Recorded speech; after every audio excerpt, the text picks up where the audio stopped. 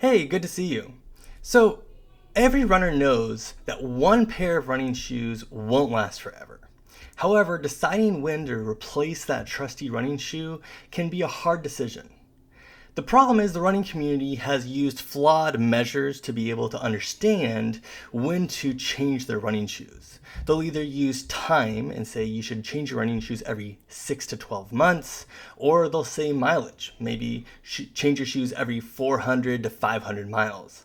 The problem is this doesn't take into many other factors that might influence when a runner needs to change their running shoes. It doesn't take into account things like gait biomechanics. It also doesn't take into account the shoe's durability and also the running surface that the runner is on. So there's so many things that can factor into a good running shoe decision, and we don't want to just use time or distance as our basis for changing the running shoes.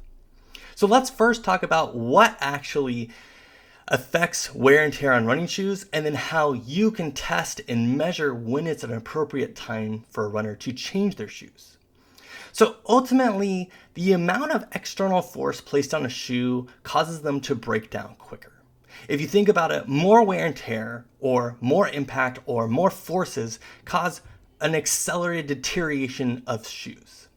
So here's a couple things that we think of: how soft a shoe is, the running pattern of that patient or runner. So if they are running with an excessive heel strike, forefoot strike, lateral foot contact, all those things are a factor.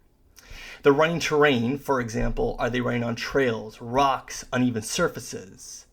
Or maybe they're running on a track or a treadmill. All those things are going to affect the wear and tear of the running shoe.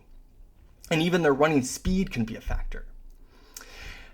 Also, the other things we think about is if the patient is doing a specific pattern that can accelerate that wear and tear. For example, let's say the patient is crossing over midline a lot when they run, or they're having a lot of valgus collapse or arch collapse. All those things can put an uneven amount of force on the running shoe and cause an accelerated wear and tear, especially on one side. Also, the running speed matters too. If you have a runner that is running at a fast rate of speed and it also is running very hard or has maybe a higher BMI, those things can affect the wear and tear of the shoe, and you're going to have a significantly worn shoe comparatively to a runner that is maybe less BMI, running at a slower pace, and maybe over a very even surface. The other thing we think about is the evidence that's actually out there. And I will be the first to say there really does need to be more evidence to support and to help us guide when to change running shoes. So for anyone that does research out there, this is something that needs to be researched. But there's a couple things that we know. We know that both cushion and pronation support decrease with worn out shoes. Now, while cushion slowly decreases over time, we actually see that pronation support actually decreases more in the first 100 kilometers of the shoe's use. And so we notice that actually deteriorates first. However, runners will adjust for these patterns by changing their gait pattern. So if a shoe has less cushion, we notice that the shoe will have, or the runner will just run differently to avoid that decrease in cushion. Now, this is where there's one or two research articles out there supporting these things. However, with one research from Kong, we actually know that the decrease in cushion translated to runners just changing their contact time on the ground. And we actually saw that they accommodated for those forces. One thing you can reference is one of the videos we did recently talking about high cushion shoes creating an increase in leg stiffness with runners. With the high cushion shoes, they just ran with their legs more stiff. And with more cushiony or less cushiony shoes, they ran with their legs less stiff. So essentially what we see is that runners adapt. However, at the bottom line, at the base level of things, it's an important thing for running experts to know that they need to correlate a runner's gait pattern to ultimately the shoe they're using, and if we see evidence that their gait patterns are deteriorating because of the shoe that they're wearing. Now, when you really decide whether to replace a shoe or not, and I'm going to show you how you can show patience to decide this as well, but one of the things we want to look at is the deterioration of those gait patterns, as I just mentioned. However, not every runner has an access to a running gait analysis on a consistent basis. Either it's cost preventative, or they don't have access to those professionals, or for whatever reason, they are not able to get a gait analysis. Even time can be a constraint. So how can we guide runners to make these decisions so that they can assess whether their shoe needs to be replaced, and not just give them blanket statements like change it over a certain amount of distance or time? So here's a couple guidelines you can use, and the first are a little more subjective. So first off, if a patient is having pain while they're running, especially with an older shoe, one of the suggestions can be if they really like that shoe, they can get that shoe again and try to see if that helps them. Also, if they're noticing that their running style is changing or their pattern of running is changing, that can certainly be something you want to alert them to. Oh, I notice I can't land on my heel as much, or I can't land on the outside of my foot as much, or I notice I have a lot more motion going inside, or what we'd call medially. Those are good things to tell them. And then lastly, just acknowledging if the runner is seeing wear and tear in their shoe.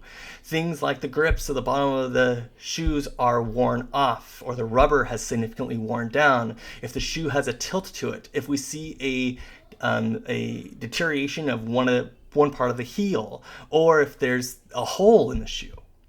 And so all these can be good guidelines. Now I want to show you a couple tests that you can use as well to be able to understand if that shoe has deteriorated. And I want to acknowledge here that there are some gaps in the research. This is something that we do see can help patients and runners decide whether their shoe needs to be replaced. However, some of these tests need more validation and research behind them. However, it's the tools that we have right now. So I want to pull out a couple pairs of shoes here, and I actually recently got some new shoes myself. So I want to actually show these tests so that we can go through them together. And so as we look at this shoe here, here's a couple things. Here's a shoe that I have used over the years, and you can see this is significantly worn down. I tried to find one of my worn shoes. This was one I ran in, and then ultimately I actually retired this to a walking shoe that I used, and then I used for kind of just walking around, and then it even turned into kind of a gardening outdoor shoe, so it really got deteriorated. You can see a couple things. The shoe has significantly worn down here. You can also, if you look close, can see this outside edge on the lateral contact. My foot lands on the lateral aspect at initial contact, although I've tried to change that over the years. You can see worn and deterioration on that outside edge. You can also even see there's a hole in this shoe. And so between the hole and all these factors, this would not be a shoe I would suggest to run in. But when we look at the shoe, how do we assess whether the shoe might need to change? And one of the things you can do is you put the shoe on a flat surface, kind of like this. And there's 4 tests you can run.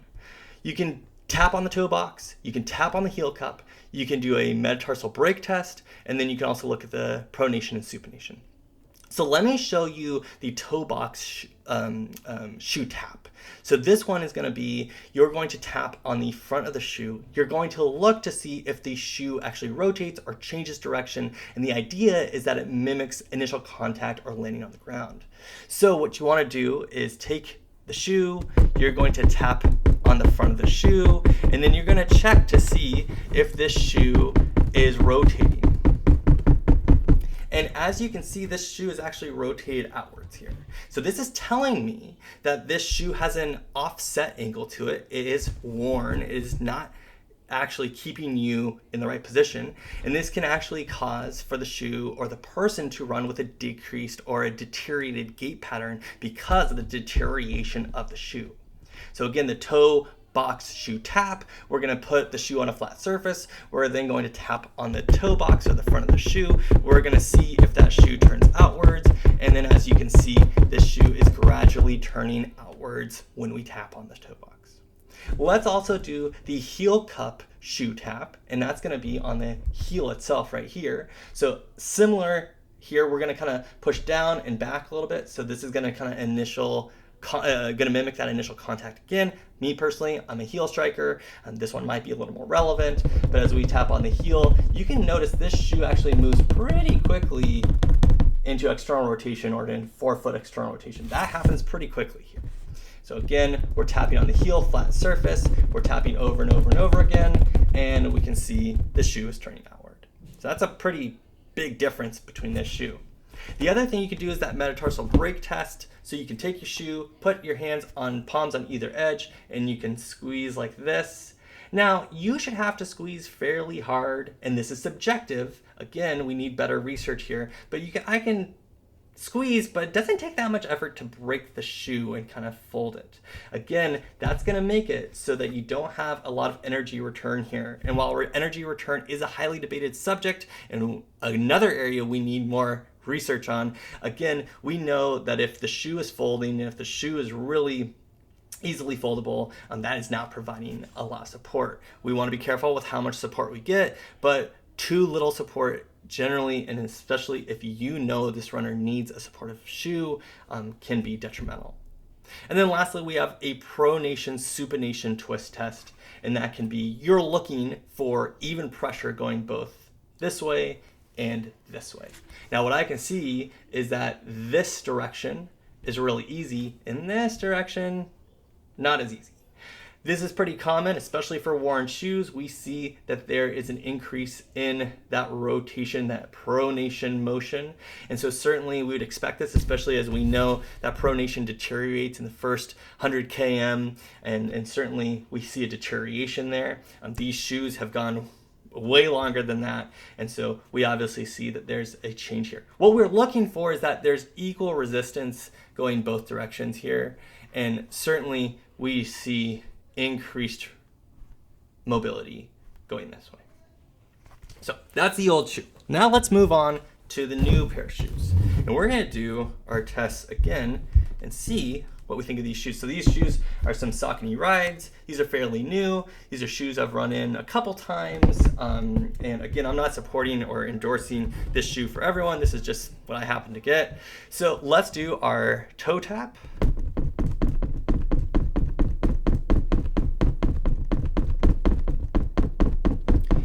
And with our toe tap test, we can see this stays fairly straight. Now, some shoes will turn out or will turn inward for internal rotation, even when they're brand new. So something you may want to test when you initially look at a pair of shoes. Let's do the heel cup test 2. And this one we see a significant change. We can see this shoe is not turning out, it's not rotating, it's staying very, very even, which is great. Let's do that metatarsal break test. And I'm putting a lot more force and a lot more effort to get that shoe to break, to get that shoe to fold. So again, that is showing us that we have more response here. We have more material here. We have a little more support. And then that pronation and supination, much more even on this shoe. So for me and for this shoe could potentially be a good use. The biggest thing here is between all of our shoes, between all the different footwear selections folks make, one of the biggest things is that you can give runners tools like this to assess whether they should change their shoes or adjust their shoes or replace their shoes.